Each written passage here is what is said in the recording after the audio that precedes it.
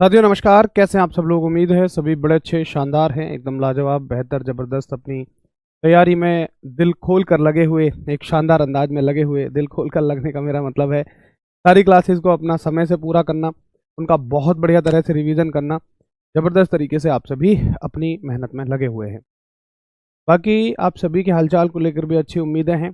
बहुत बढ़िया आप सभी के हालचाल होंगे, एकदम ज़बरदस्त तरीके से आप सभी अपने स्वास्थ्य पर भी ध्यान दे रहे होंगे और ईश्वर की कृपा से घर परिवार में भी सभी बहुत अच्छे होंगे। चलिए, हर दिन मैं आपसे आपकी तैयारी के बारे में पूछता हूँ। एक बार आज मुझे अपने आप, घर परिवार, अपने हालचाल के बारे में बताइए।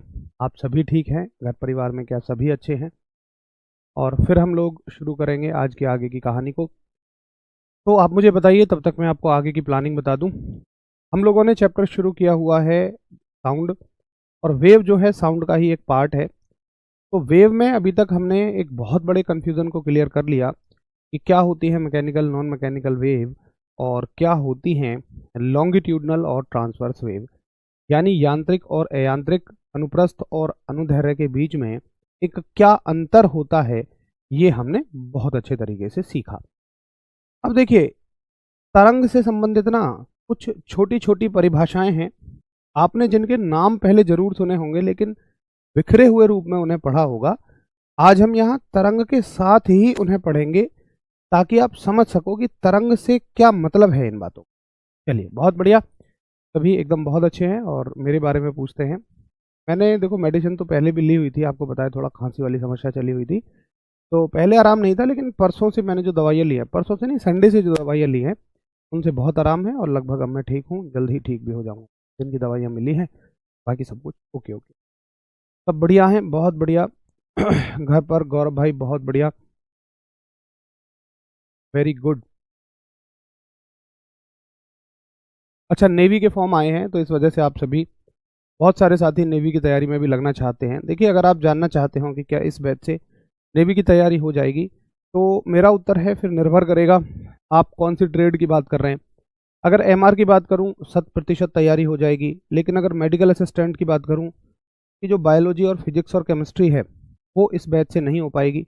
अगर आप एसएसआर की बात पूछ रहे हैं, एसएसआर की फिजिक्स और केमिस्ट्री इससे नहीं हो पाएगी। आप कहोगे यार भैया, यहाँ तो खूब डिटेल में साइंस हम पढ़ रहे हैं, फिर भी नहीं हो पाएगी। देखिए, बेशक आप डिटेल में पढ़ रहे हैं, लेकिन स्तर तो 10th स्तर पढ़ रहे हैं हम, 9th और 10th लेवल पढ़ रहे हैं हम।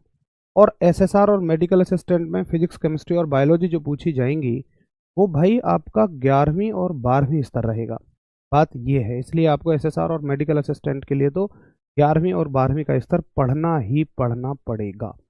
चलिए शुरू कर दें। एमआर की तैयारी 100% हो जाएगी। एमआर के लिए अलग से कुछ नहीं करना, केवल आप इसी बैच से अपना पढ़ाई करते रहो। बाद में टेस्ट सीरीज आएगी नेवी की, उसको ज्वाइन कर लेना, आपकी तैयारी हो जाएगी। चलिए जी, शुरू कर दी जाए कहानी।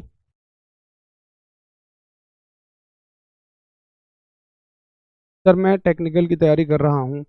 अच्छा, अगर आप देखो आर्मी टेक्निकल वाले साथी हैं, तो आप बेशक 12th स्टैंडर्ड की फिजिक्स पढ़ोगे आगे चल के, अभी इसी में कंटिन्यू कर लेंगे। लेकिन मतलब आपको मैं क्लास अलग से दूंगा वो तो बैच में, लेकिन भाई वो स्तर वैसा नहीं है। कुल मिला के एसएसआर और मेडिकल असिस्टेंट के लिए आपको अलग से पढ़ना पड़ेगा। अच्छा जी सर, रेलवे वाले स्टूडेंट्स का क्या, बता तो दिया मैंने भाई। रेलवे वाले साथियों, एमआर का आपका हो जाएगा, बाकी का तो आपको अलग से पढ़ना ही पड़ेगा। चलो शुरू करें। देखिए, हेडिंग डालोगे आज की तरंग से संबंधित महत्वपूर्ण परिभाषाएं। तरंग से संबंधित महत्वपूर्ण परिभाषाएं, डेफिनेशंस रिलेटेड टू वेव। देखो क्या क्या डेफिनेशंस हैं तरंग से रिलेटेड, जो इंपॉर्टेंट इंपॉर्टेंट डेफिनेशंस हैं। जैसे मैं आपको बताऊं ना कि ये जो आपकी तरंग है, एक तरंग इस प्रकार से ही तो चलती है, जू जू। तो तरंग को एक चक्कर पूरा करने में जो समय लगता है, एक चक्कर का मतलब क्या होता है? एक चक्कर का मतलब होता है दोस्त कि तरंग यहां से गई और फिर यहां तक आ गई। एक चक्कर पूरा करने में जो समय लगता है इसको हम आवर्तकाल कहते हैं। अच्छा देखिए, एक बात बहुत ध्यान से सुनना, आवर्तकाल हुआ, आवृत्ति हुआ, ये कोई परिभाषाएं ऐसा नहीं है कि केवल तरंग के लिए परिभाषित हैं। हमने जब आवर्तकाल की परिभाषा पढ़ी थी तो क्या पढ़ा था? हमने पढ़ा था भाई, आवर्तकाल का मतलब होता है एक चक्कर पूरा होने में कितना समय लगा।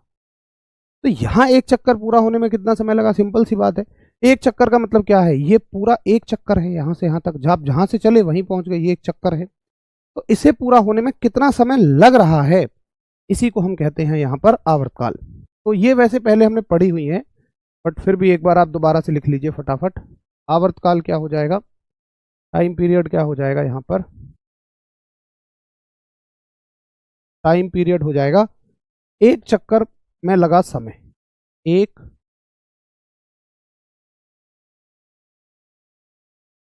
चक्कर में लगा समय, टाइम इन वन रेवोल्यूशन। उसके बाद आवृत्ति की परिभाषा आती है, बताइए क्या होगा आवृत्ति। तो आवृत्ति का मतलब क्या है, फ्रीक्वेंसी का मतलब क्या है भाई, फ्रीक्वेंसी का तो सिंपल मतलब है एक सेकंड में लिए गए चक्रों की संख्या। अगर मान लीजिए ये तरंग ऐसे चल रही है कि एक सेकंड में 10 चक्कर लेती है, टंग टंग टंग टंग टंग टंग, मतलब ऐसे चलती है तरंग, ऐसे टंग टंग टंग टंग टंग टंग टंग टंग, एक सेकंड में 10 चक्कर ले दिए, तो इसकी आवृत्ति कितनी हो गई, 10 हो गई। आप कहोगे जी 10 हर्ट्ज इसकी आवृत्ति है, आवृत्ति का मात्रक हर्ट्ज है। तो फटाफट एक बात हम सब करो कि आवृत्ति के लिए क्या कहोगे आप, एक सेकंड में, आवृत्ति के लिए कहोगे एक सेकंड में चक्रों की संख्या, the number of revolutions in one second. एक सेकंड में लिए गए चक्रों की संख्या को हम क्या कहते हैं, आवृत्ति कहते हैं, फ्रीक्वेंसी कहते हैं। ठीक है, अच्छा अब एक अगली परिभाषा आती है देखिए, एक परिभाषा आती है कि इस तरह की तरंग में जो अनुप्रस्थ तरंगें होती हैं उनमें जो ऊपर के बिंदु होते हैं इन्हें बोलते हैं शृंग, और जो नीचे के बिंदु होते हैं इन्हें बोलते हैं हम गर्त। याद रखोगे, किसी अनुप्रस्थ तरंग में जो सबसे ऊपर का बिंदु है इसे शृंग बोलते हैं, और सबसे नीचे के बिंदु को क्या बोलते हैं, हम गर्त बोलते हैं। एक बार फटाफट से थम्स अप करिए।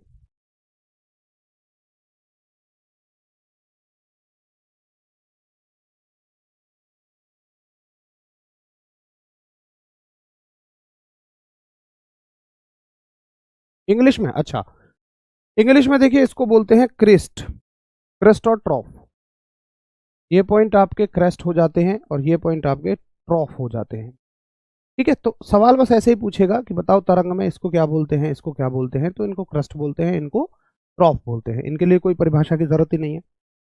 अब अगली और बहुत समझने वाली चीज है कि तरंग दैर्घ्य एक शब्द आता है, वेवलेंथ एक शब्द आता है, बताओ वो क्या होता है।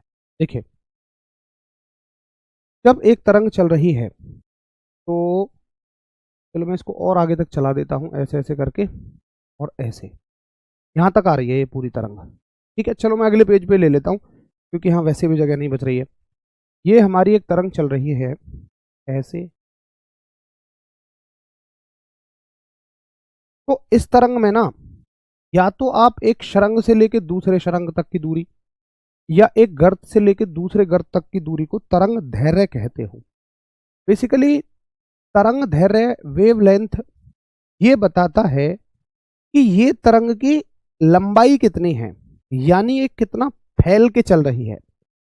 जैसे मान लीजिए एक सांप चल रहा है, अब एक सांप तो ऐसे चल रहा है, लेकिन वही एक दूसरा सांप है वो सिकुड़ के चल रहा है, मतलब ऐसे ऐसे चल रहा है, जल्दी जल्दी, ऐसे ऐसे ऐसे ऐसे ऐसे ऐसे।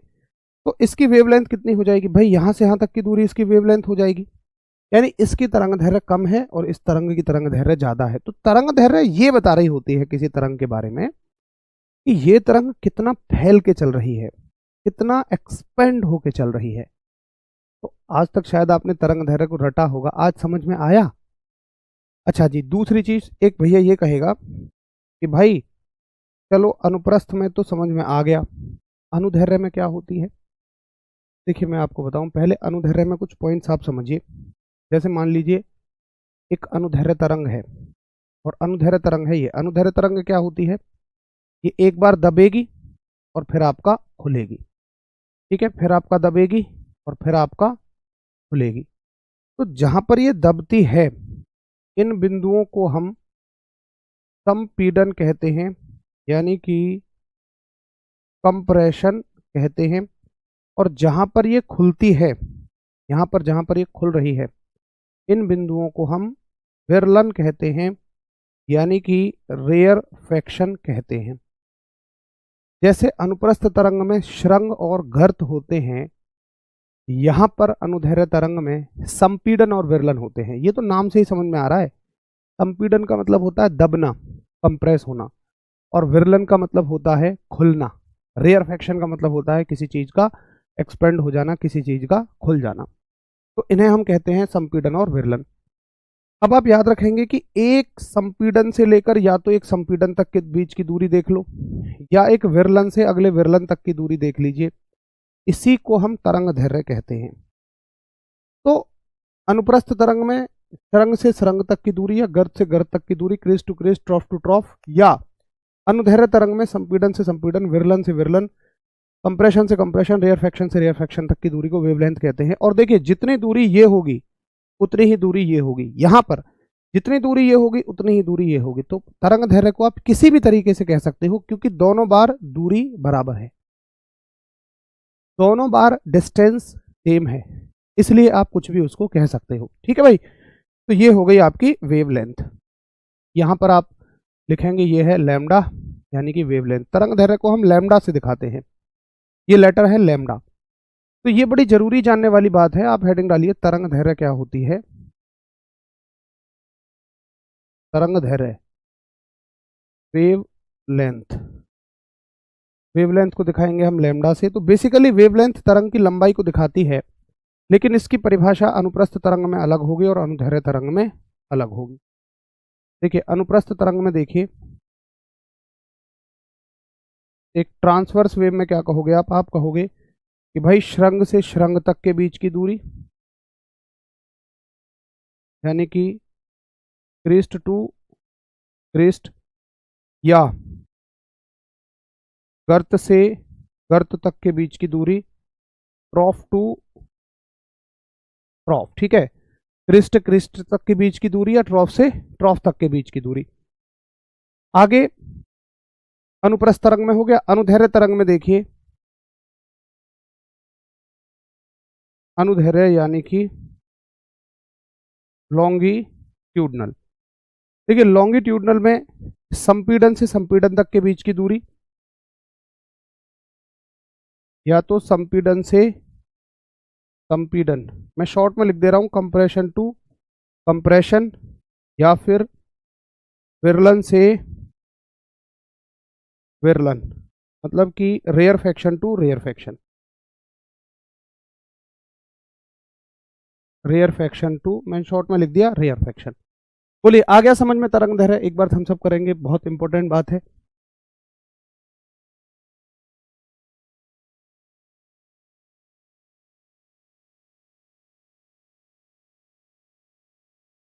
एक बार फटाफट हम सब करिए। ठीक है, मुझे आपकी बात बड़े अच्छे से समझ में आ गई है।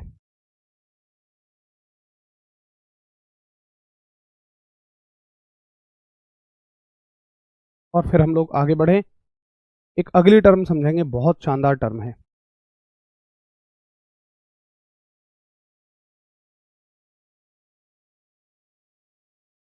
चलिए क्लियर। तो यहां तक हो गया हमारा वेव के बारे में, एक तरंग के बारे में। आवृत्ति हो गया, आवृत्ति हो गया, आवर्तकाल हो गया, और आपका एक तरंग दैर्घ्य हो गया। अब देखो एक सूत्र लिखवा रहा हूं मैं आपको तरंग में वेव में, बहुत बहुत बहुत मोस्ट इंपॉर्टेंट सूत्र है। मैं कहता हूं मोस्ट मोस्ट मोस्ट इंपॉर्टेंट सूत्र है, एक बार याद रखना आप। और सूत्र क्या है कि जो तरंग का वेग है ना, जो तरंग की वेलोसिटी है, या ऐसे लिख लो बस, एक सूत्र है v बराबर फ्रीक्वेंसी इंटू लैम्डा, यानी वेग बराबर आवृत्ति गुणा तरंग दैर्घ्य। v क्या है? तरंग का वेग यानी कि इसकी वेलोसिटी। f क्या है? इसकी फ्रीक्वेंसी यानी कि आवृत्ति। लैम्डा क्या है? इसकी तरंग दैर्घ्य यानी कि वेव लेंथ। तो v बराबर फ्रीक्वेंसी इंटू लैम्डा, ये एक सूत्र आप बहुत अच्छे से याद रखिए, ये बड़ा ही इंपॉर्टेंट सूत्र है वेग के बारे में, तरंग दैर्घ्य के बारे में और आवृत्ति के बारे में, जो आपको एक सूत्र देता है। फटाफट एक बार थम्स अप करो। हाँ जी भैया ठीक है, ये फॉर्मूला भी मुझे समझ में आ गया और मैं याद कर लूंगा। ये कहाँ से आया, कैसे आया? ये तो डायरेक्ट एक संबंध है v बराबर फ्रीक्वेंसी और लैम्डा के बीच में। अब देखिए कई बार इसको कैसे तोड़ सकता है वो। आप एक बात और याद रखें, एक नोट डाल के लिखो कि आपको ये पता भी है आवृत्ति और आवर्तकाल एक दूसरे के उल्टे होते हैं, तो आवृत्ति की जगह आप 1/t लिख सकते हो। तो फॉर्मूला आपका बन जाएगा v बराबर फ्रीक्वेंसी की जगह 1/t लिख सकते हो, तो लैम्डा और t कहाँ आ जाएगा? नीचे आ जाएगा। आप इस फॉर्मूले को ऐसे भी लिख सकते हो। बताइए किसी को कोई तकलीफ?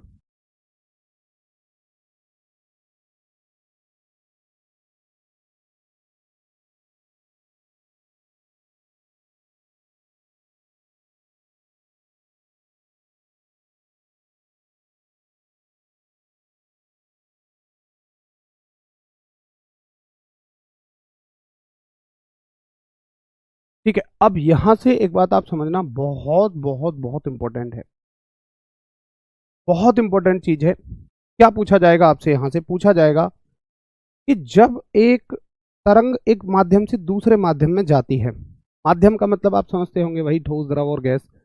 मान लो एक तरंग हवा से पानी में गई, हवा क्या है? गैस है, पानी क्या है? लिक्विड है, द्रव है। तो जब एक तरंग ने अपना माध्यम बदला, अपना मीडियम बदला, तो उसकी आवृत्ति पे क्या फर्क पड़ा, उसकी फ्रीक्वेंसी पे क्या फर्क पड़ा? बताइए, सवाल ये आएगा। या क्या क्या चीज उसकी बदल जाती है? देखिए याद रखना कि जब तरंग एक माध्यम से दूसरे माध्यम में जाती है, एक माध्यम से दूसरे माध्यम में जाती है, यानी कि वेव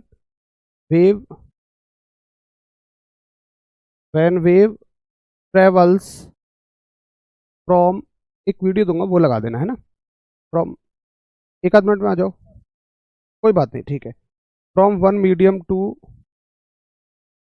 अनदर मीडियम। सवाल करेगा कि अगर तरंग एक माध्यम से दूसरे माध्यम में जा रही है, हाँ बिल्कुल रोहन बिल्कुल, तो क्या क्या बदलेगा? देखिए उसकी आवृत्ति आप याद रखना, जो फ्रीक्वेंसी है ना, उसकी फ्रीक्वेंसी में कोई परिवर्तन नहीं होता, यानी कि जितनी फ्रीक्वेंसी उसकी हवा में है उतनी ही फ्रीक्वेंसी उसकी पानी में भी रहेगी। आप कहोगे नो चेंज।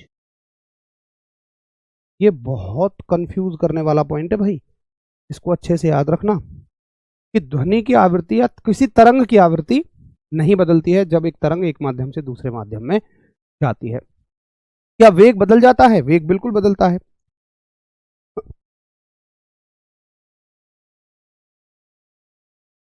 अच्छा, वेग बदलता कैसे है, घटता है कि बढ़ता है? भाई वो निर्भर करेगा माध्यम में। अगर हल्के माध्यम से भारी में जाएगी तो घटेगा, और भारी से हल्के में जाएगी तो बढ़ेगा। तो वेग और तरंग दैर्घ्य क्या होती हैं? बदल जाती हैं। वेग और तरंग दैर्घ्य यानी कि वेलोसिटी और वेवलेंथ क्या होती हैं? बदल जाती हैं, यानी कि ये चेंज हो जाती हैं। ये बात आप याद रखोगे। तो तीन चीजें हैं, वेग है, आवृत्ति है, तरंग दैर्घ्य है। एक माध्यम से दूसरे माध्यम में जाएगी, इस पे कोई फर्क नहीं पड़ेगा, लेकिन ये दोनों बदल जाएंगी। मेरे यार बदलना जाना मौसम की तरह, तो ये है कि मेरे यार बदलना जाना मौसम की तरह, ये दोनों, ये दुनिया, ये मौसम, ये नदी का, अरे नहीं यार कौन सा गाना है वो जो बदलने के ऊपर है, चलो कोई गाना गा लेना बदलने के ऊपर, आपको इनकी याद आ जाएगी। चलिए फटाफट से एक बार थम्स अप करो। नहीं बाबू धर्मेंद्र सर, हम मान गए आप फिजिक्स के किंग हैं, आप पढ़ाते नहीं बल्कि याद करवाते हैं, हम भी आपसे वादा करते हैं कि फिजिक्स का क्वेश्चन नहीं छोड़ेंगे, एक भी फिजिक्स का क्वेश्चन नहीं छोड़ेंगे। बहुत बढ़िया भाई कन्हैया भाई, बहुत बढ़िया, ऐसे शब्द आपके हमेशा ऊर्जा देते हैं, पॉजिटिविटी मेंटेन करते हैं। लैम्डा का मान कितना होता है भाई, ये तो निर्भर करेगा अलग अलग तरंग पे, अगर कोई खुल के चल रही है तो ज़्यादा होगा, दब के चल रही है तो कम होगा, ये तो निर्भर करेगा ना तरंग पे। अब तुम मुझसे पूछो एक आदमी का वजन कितना होगा, ये सवाल ऐसा हो गया जैसे तुम मुझसे पूछ रहे हो भैया एक आदमी की लंबाई कितनी होगी, तो मैं पूछूंगा ना कौन सा आदमी है बताओ तो सही, मैं लंबाई माप के बताऊंगा, तो इन चीज़ों का उत्तर ऐसे कैसे बता देंगे आप। ठीक है भाई, चलिए घोल कर पिला देते हैं टॉपिक को, बिल्कुल हमें डेप्थ में ही पढ़ना है। देखिए आजकल सवाल ऐसे आसान नहीं पूछे जाते हैं डायरेक्टली, थोड़ा घुमा फिरा कर ही सवाल पूछे भी जाते हैं, ठीक है। चलिए अब मैं आपको एक अगले टॉपिक पर लेकर चलूँ। हरीश बाबू मैं एक वीडियो भेज रहा हूँ आपको, बस मैं हरीश बाबू को एक वीडियो भेज दूँ तुम्हें लगाने के लिए, मज़ा आ जाएगा तुम्हें जब मैं वीडियो से पढ़ा रहूँगा। वीडियो कहाँ गई, OBS में लगेगी, ये हो गई आपकी वीडियो, जाएंगे हम, और ये है हमारी वीडियो आपको भेजने।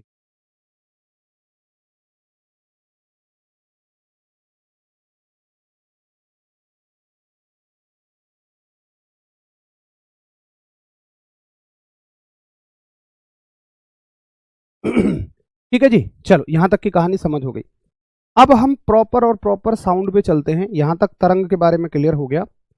अब हेडिंग डालोगे आप साउंड, SOUND, साउंड मीन्स ध्वनि। अब चलेंगे प्रॉपर हम ध्वनि की तरफ, और इसमें ना हमें क्या क्या पढ़ना है मैं आपको रूपरेखा बता दूं ताकि समझ में आए आगे। ध्वनि में हमें पढ़ना है कुछ ध्वनि के मुख्य गुणों के बारे में। कौन कौन से गुणों के बारे में पढ़ना है ध्वनि के, हमें पढ़ने हैं ध्वनि के गुण, जैसे ध्वनि की आवृत्ति क्या होती है, प्रबलता क्या होती है जिसे आप डेसिबल में मापते हो, ध्वनि की गुणता क्या होती है, ध्वनि की चाल क्या होती है, ध्वनि का परावर्तन कैसे होता है, रिफ्लेक्शन कैसे होता है, ध्वनि की गूंज क्या होती है जिसको हम को कहते हैं, जैसे हम कभी कई बार बोलते हैं तो गूंज आती है। तो ध्वनि के बारे में ये सभी गुणों को हमें पढ़ना है। तो सबसे पहले आप ये देखिए ध्वनि है क्या, व्हाट इज द साउंड, ध्वनि क्या है। अच्छा अगर मैं अब ये कहूं तो किसी को दर्द तो नहीं होगा कि ध्वनि, अच्छा ये बताओ ये बात कौन कौन हजम कर देगा कि ध्वनि एक यांत्रिक तरंग भी है और ये अनुदैर्ध्य तरंग भी है। अब तो ये नहीं कहोगे भैया यांत्रिक है तो अनुदैर्ध्य कैसे है, ध्वनि एक यांत्रिक अनुदैर्ध्य तरंग है। साउंड इज अ मैकेनिकल और मैकेनिकल लॉन्गिट्यूडनल वेव। अच्छा दूसरा पॉइंट, अगर मैं ये कहूं ध्वनि निर्वात में नहीं चल सकती तो बताओ फटाफट हम सब, हाँ जी क्लियर है।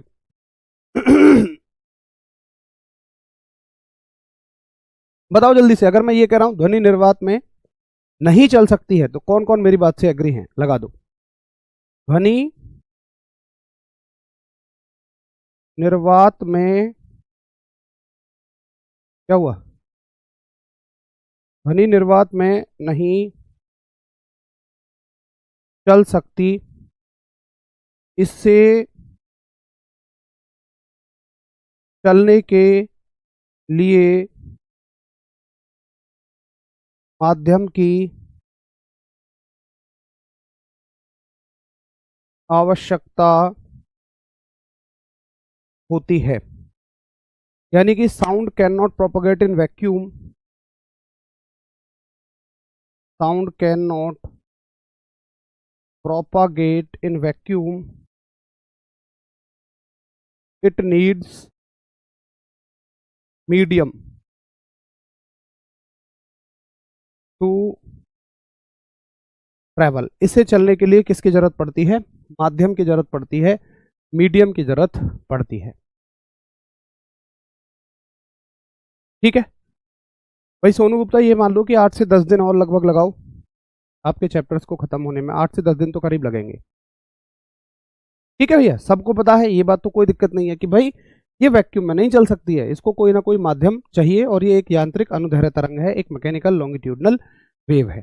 ठीक जी। अब हमें पढ़ने हैं ध्वनि के गुण, तो अगली हेडिंग डालोगे आप प्रॉपर्टीज ऑफ साउंड। ध्वनि के गुण, प्रॉपर्टीज ऑफ साउंड। देखिए साउंड की क्या क्या प्रॉपर्टीज होती हैं, ध्वनि के क्या क्या गुण होते हैं। सबसे पहला गुण हमें पढ़ना है आवृत्ति, फ्रीक्वेंसी, जिसके बारे में आज आप बहुत रटते हो। तो सबसे पहला गुण पढ़ो, हेडिंग डालो आप आवृत्ति, यानी कि फ्रीक्वेंसी क्या होती है आखिर साउंड के मामले में। देखिए फ्रीक्वेंसी का मतलब क्या है? फ्रीक्वेंसी का मतलब यही तो है कि 1 सेकंड में कितने चक्कर लिए जा रहे हैं। अब मुझे बताओ कि ध्वनि में 1 सेकंड में चक्कर लिए जा रहे हैं, इस बात का क्या मतलब है? मतलब ध्वनि कौन से चक्कर ले रही है भैया इसमें से? चलो आप, वो वीडियो तैयार हो गई, लगा दो लगा दो।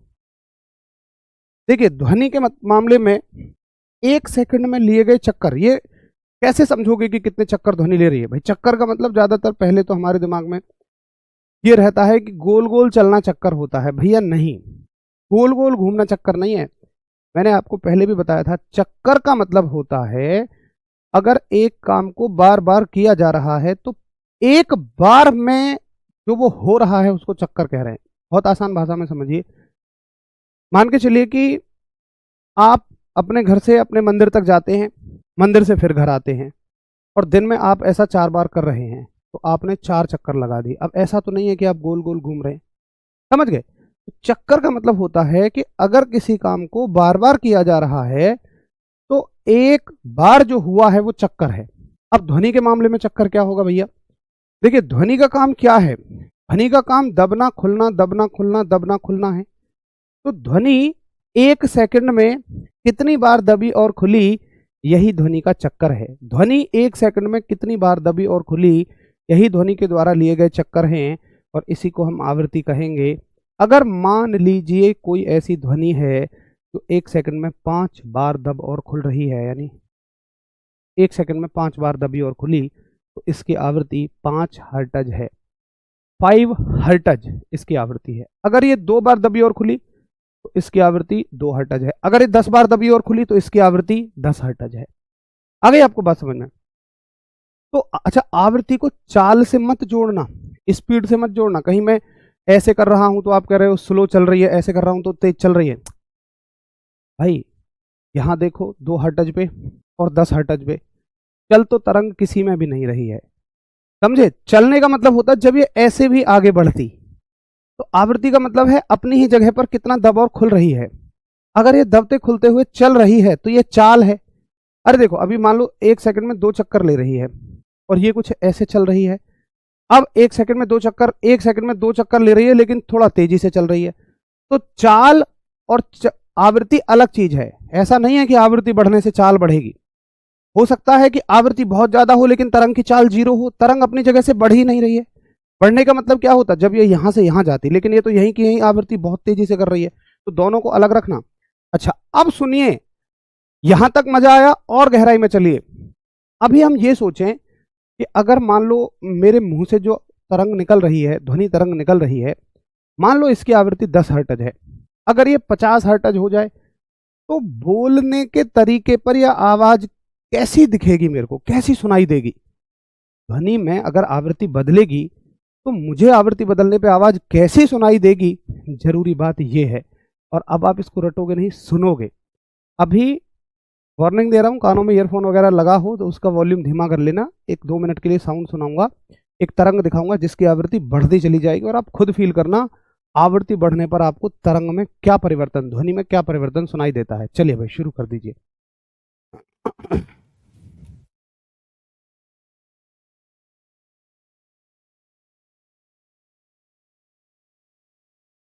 longitudinal wave, the disturbance that makes up the wave is along the direction in which the longitudinal wave, the disturbance that makes up the wave is along the direction in which the wave travels. Longitudinal waves are also referred to as compression waves. In a transverse wave, the disturbance that makes up the wave is perpendicular to the direction in which the wave travels. हाँ, इसको हटा दो, ये लगाओ, ये वाली लगा दो। ये तो अनुप्रस्थ और तरंग दैर्घ्य की चलेगी, सॉरी यार, तो ये वाली लगा दो। एक अनुप्रस्थ और अनुदैर्घ्य तरंग को समझाने के लिए लगा दी थी, वो तब की वीडियो थी जब मेरे पास मेरा ये उपकरण नहीं था। अब तो ये मेरे पास उपकरण आ गया, अब हम इससे आसानी से समझ लेते हैं। अच्छा बताओ, वीडियो की मदद से या जब हम प्रैक्टिकल उदाहरण देते हैं तो उसकी मदद से समझने में कैसा लगता है, बताओ।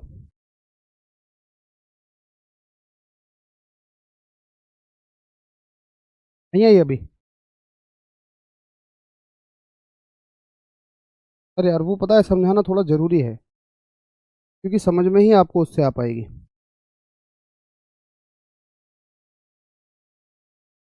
हाँ हाँ,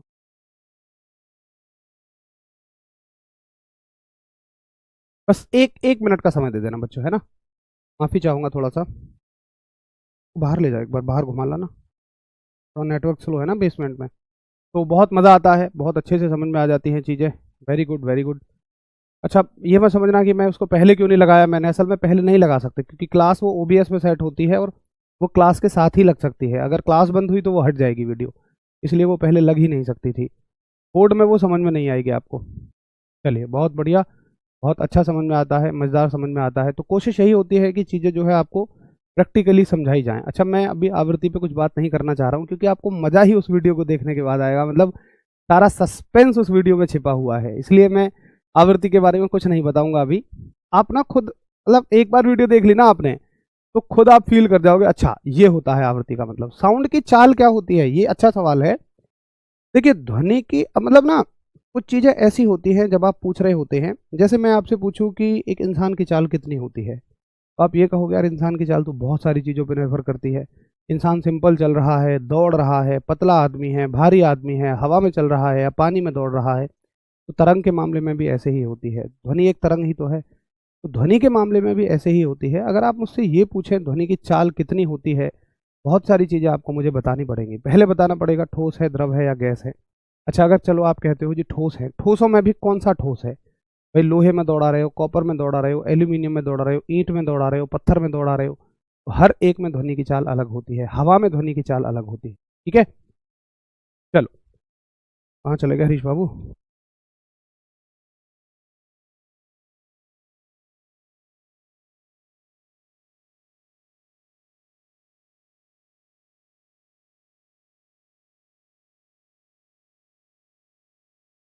क्या हो गया ऐसा यार?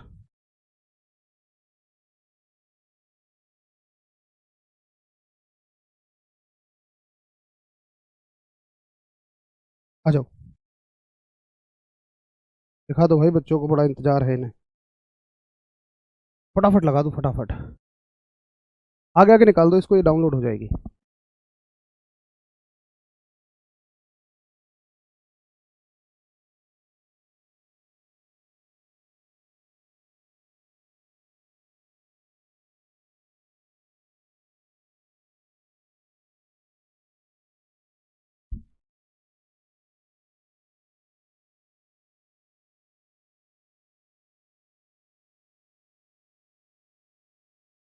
चलो, जल्दी से लगा दो भाई, बच्चे बड़ा वेट कर रहे हैं।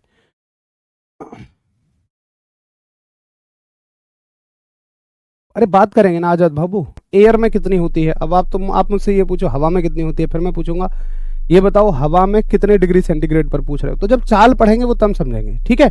अब ध्यान से सुनो इस बात को, साउंड की फ्रीक्वेंसी को ध्यान से सुनिए।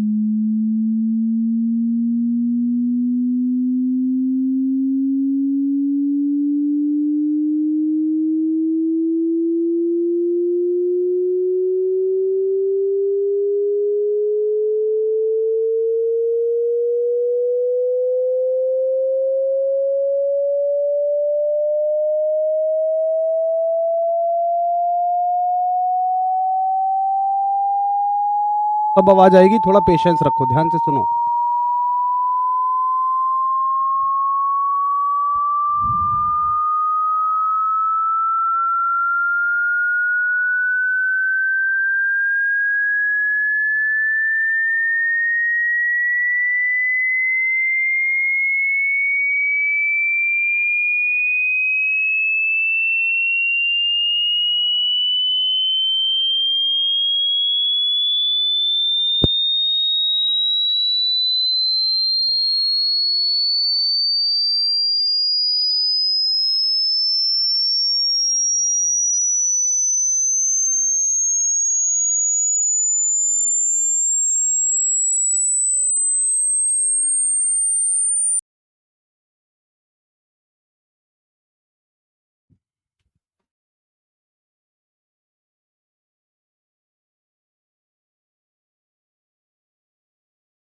ठीक है, अभी एक सेकंड रुको।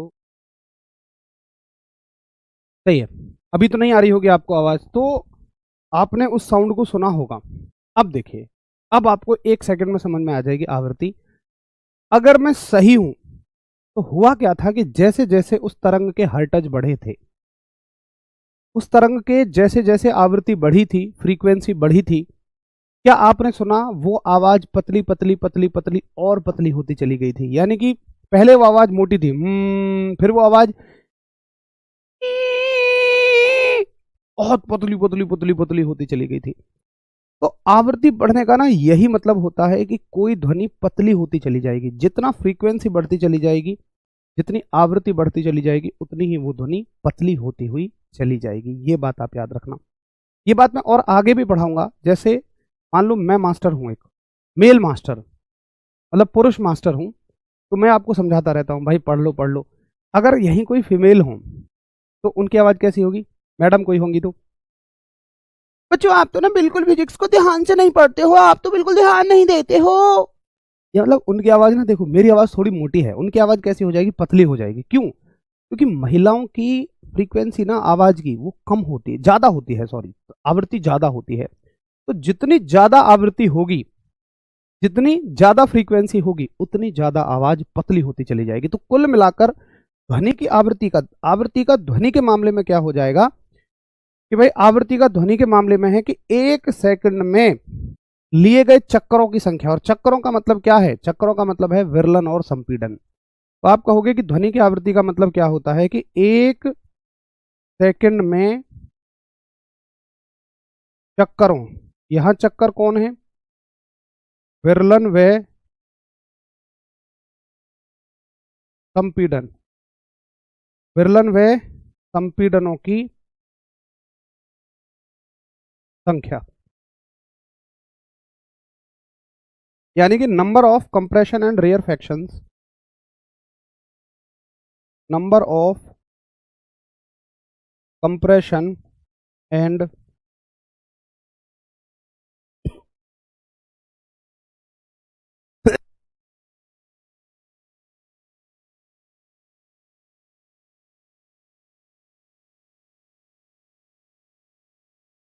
number of compression and rarefactions in 1 second, in 1 second। ठीक है, अच्छा, आवृत्ति बढ़ने से साउंड पे क्या फर्क पड़ता है, तो आवृत्ति बढ़ने पर साउंड पतला होता चला जाता है ना। तो लिखोगे आवृत्ति यानी कि फ्रीक्वेंसी बढ़ने पर, फ्रीक्वेंसी बढ़ने पर आवाज पतली होती जाती है, sound becomes sharper, sound becomes sharper on increasing frequency of sound. ठीक है, sound become sharper on increasing frequency of sound. अगर फ्रीक्वेंसी बढ़ेगी तो साउंड कैसा होता चला जाएगा, शार्प होता चला जाएगा, तेज होता चला जाएगा, तीव्र होता चला जाएगा। जैसे मान लो अगर मैं यहाँ खड़ा, लेकिन अगर मान लो मैं यहाँ खड़ा हूँ तो मेरी आवाज़ मोटी है, और जैसे मैंने आपको बताया अगर कोई मैडम होंगी तो उनकी आवाज़ कैसी हो जाएगी, पतली होती हुई चली जाएगी। ठीक है चलिए, तो आज की कहानी को हम यहीं तक रखेंगे, बाकी इसके आगे हम थोड़ा सा कल शुरू करेंगे। अभी आवृत्ति खत्म नहीं हुई है, फ्रीक्वेंसी के बारे में हमने समझ लिया है, अभी एक पार्ट और रह गया है फ्रीक्वेंसी का, उसके बारे में हम लोग कल डिस्कस करेंगे, क्योंकि अगर मैं अभी शुरू भी करूंगा तो वो आधा रह जाएगा। कोई दिक्कत नहीं है, उसको कल कंप्लीट करेंगे। बाकी आपको इतना तो समझ में आ ही गया कि फ्रीक्वेंसी क्या होती है, आवृत्ति क्या होती है। चलिए भैया